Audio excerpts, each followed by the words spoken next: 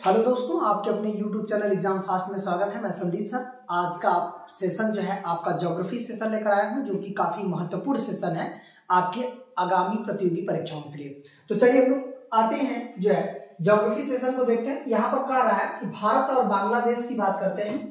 तो याद रखिएगा, भारत और बांग्लादेश के बीच किस नदी के जल को लेकर जो है एक विवाद चल रहा है? कोसी, ब्रह्मपुत्र, बागमती, तीस्ता। तो इसका सही आंसर क्या हो जाएगा? तीस्ता। इसको मैप पे हम लोग देख लेते हैं। यहाँ पर देखिएगा, ये सिक्किम से निकलती है तीस्ता नदी, जो कि पश्चिम बंगाल होकर के जाकर ब्रह्मपुत्र नदी में मिल जाती है। ये आपका तीस्ता नदी है और ये कहाँ से निकलती है? सिक्किम की पहाड़ी से निकलती है, सिक्किम की पहाड़ी से। इस नदी को लेकर जो पश्चिम बंगाल है, पश्चिम बंगाल भी सिंचाई के कई परियोजनाएं इस नदी पर लगाया है। इसकी वजह से बांग्लादेश के बीच में क्या चल रहा है? विवाद चल रहा है। हालांकि विवाद तो अब हल हो गया, लेकिन इसे अभी भी विवाद माना जाता है। ठीक है, तो चलिए हम लोग अगले क्वेश्चन की तरफ बढ़ते हैं। निम्नलिखित में से भारत की नदियों में से कौन सा कर्क रेखा को 2 बार काटते हैं? याद रखिएगा, कर्क रेखा को 2 बार काटने वाली माही, चंबल, नर्मदा या इनमें से कोई नहीं। इसका सही आंसर माही। माही नदी कहाँ पर कर्क रेखा को किस राज्य में 2 बार काटती है? तो ये हो जाएगा राजस्थान। मैप में देख लेते हैं। यहाँ पर देखिएगा, जो राजस्थान है, ये देखिए इंदौर के पास से निकलती है माही नदी और राजस्थान में जाकर के ऐसे फिर वापस नीचे आती है और फिर आकर खंबात खाड़ी में गिर जाती है। यहीं से देखिए कर्क रेखा गुजरा हुआ है। जो कर्क रेखा है आपका, कर्क रेखा टोटल 8 राज्यों से होकर जाता है। ये देखिए राजस्थान में ही ये काट रहा है। यदि क्वेश्चन पूछेगा कि कर्क रेखा जो 2 बार काटते हैं, जिसे आपका पूरे यदि ग्लोब पर देखा जाए तो कर्क रेखा को 2 बार काटने वाली नदी माही है और मकर रेखा को 2 बार काटने वाली नदी लिम्पोपो है, लिम्पोपो।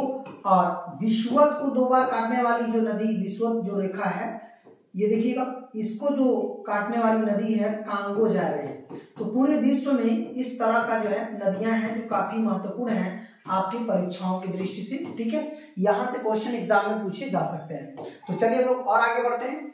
मुंबई की मीठी नदी, मीठी जो है नदी निम्न में से किस झील से निकलती है? तुलसी झील, बिहार झील, पोई झील। ये तीनों झील जो है कहाँ पे है? महाराष्ट्र में है। याद रखिएगा, महाराष्ट्र की ये छोटी छोटी झीलें हैं और ये तीनों झीलें महाराष्ट्र में है और इसका सही आंसर हो जाएगा बिहार झील से जो है ये मीठी नदी निकलती है, जो महाराष्ट्र में। यहाँ पर देख सकते हैं कि देखिएगा, महाराष्ट्र में पवई झील है और ये देखिए बिहार झील है। ये सभी झीलें हैं जिसमें बिहार झील से ही ये नदी निकलती है। अब आते हैं कि विदिशा, विदिशा जो है किस नदी के किनारे है? तो विदिशा पड़ता है मध्य प्रदेश में। विदिशा मध्य प्रदेश में है और ये किस नदी के किनारे है? तो इसका सही आंसर क्या हो जाएगा? बेतवा। विदिशा जो है ये बेतवा नदी के किनारे स्थित है। तो चलिए और आगे बढ़ते हैं। यहाँ पर थोड़ा सा देख भी लेते हैं। यहाँ पर देखिएगा, मध्य प्रदेश से केन बेतवा निकलती है। ये देखिए, ये बेतवा नदी है जो मध्य प्रदेश से निकल रही है, आकर यमुना में मिल जाती है। ठीक है, तो बेतवा और फिर आपका देखेंगे छोटी सी एक नदी है जो केन जाकर मिलती है।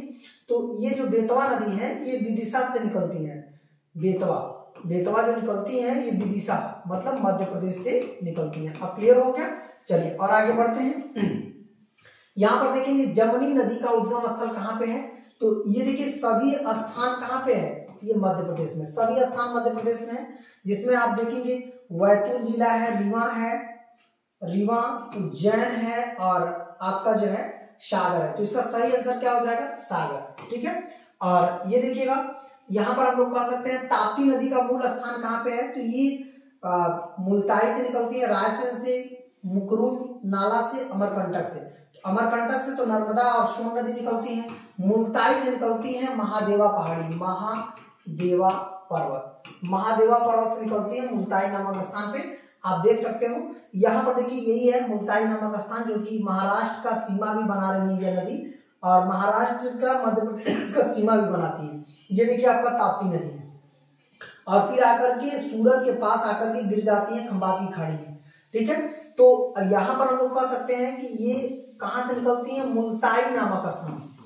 ठीक है, और कौन सी पहाड़ी है? महादेवा पहाड़ी। महादेवा पहाड़ी जो है उसी स्थान से निकलती है, मध्य प्रदेश, ताप्ती। और इस नदी पर जो है आप देखेंगे उकाई परियोजना भी है, जो बहुत चर्चित परियोजना रहती है, उकाई परियोजना।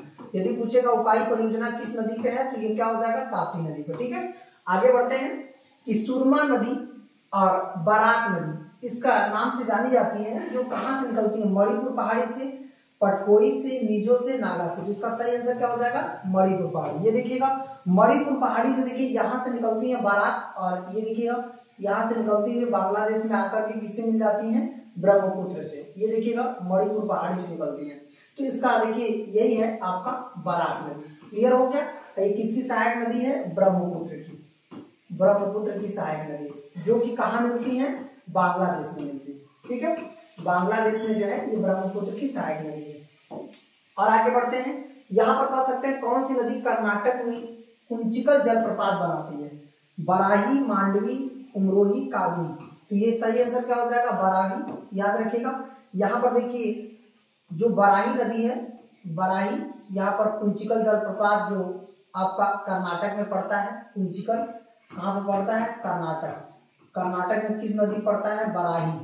बराही नदी पर कुंचिकल जो है, कुंचिकल, ये भारत का सबसे ऊंचा जलप्रपात है। ये देखिएगा भारत का सबसे ऊंचा जलप्रपात, सबसे ऊंचा जलप्रपात। यदि पूछेगा भारत का सबसे ऊंचा जलप्रपात कौन सा है, तो ये हो जाएगा आपका कुंचिकल जलप्रपात, भारत का सबसे ऊंचा जलप्रपात है। अब देखिए खादर और बांगर, ये मिट्टी जो है ये किस मिट्टी से बनते हैं, जलोढ़ से। यहाँ पर देखिए दो तरह की मिट्टी होती है, एक नवीन मिट्टी होती है, नवीन, और एक प्राचीन होती है।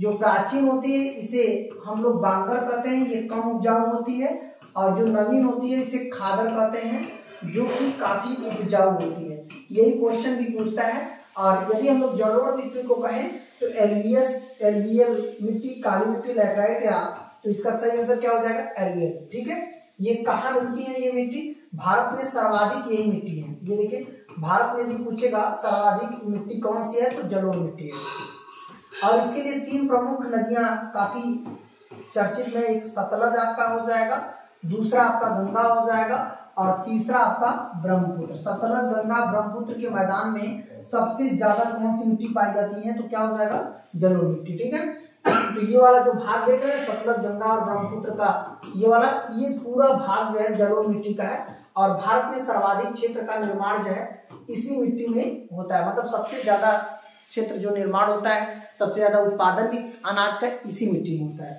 ठीक है, अब आते हैं कि भारत में शुष्क मृदा कहाँ पाई जाती है। शुष्क मृदा मतलब जहाँ पे वर्षा कम हो, वर्षा कम। तो वर्षा कम कहाँ पे होता है, गंगा का मैदान, छोटा नागपुर का पठार, राजस्थान या नीलगिरी। तो इसका सही आंसर क्या हो जाएगा, राजस्थान। ये देखिए पूरा राजस्थान का जो ये वाला भाग है, पश्चिम और पूर्व वाला भी भाग है, पूरी तरह से शुष्क है। और यहाँ पर जो है पूरी तरह से मरुस्थल, मरुस्थल और शुष्क इसलिए कि औसत जो वर्षा होती है यहाँ पर कम पड़ती है। ठीक है, तो और आगे बढ़ते हैं, यहाँ पर देखते हैं। आज का सेशन इतना ही है, जो कि काफी महत्वपूर्ण रहा। आप ऐसे ही प्रैक्टिस सेशन देखते रहिएगा, लगातार आपके एग्जाम के लिए बहुत ही महत्वपूर्ण होगा। आज तक के लिए इतना ही, और अंत तक जुड़े रहने के लिए बहुत बहुत धन्यवाद। आप अपने एग्जाम फास्ट फैमिली को ऐसे ही जो है प्यार देते रहिए, और लाइक सब्सक्राइब करते रहिए। धन्यवाद।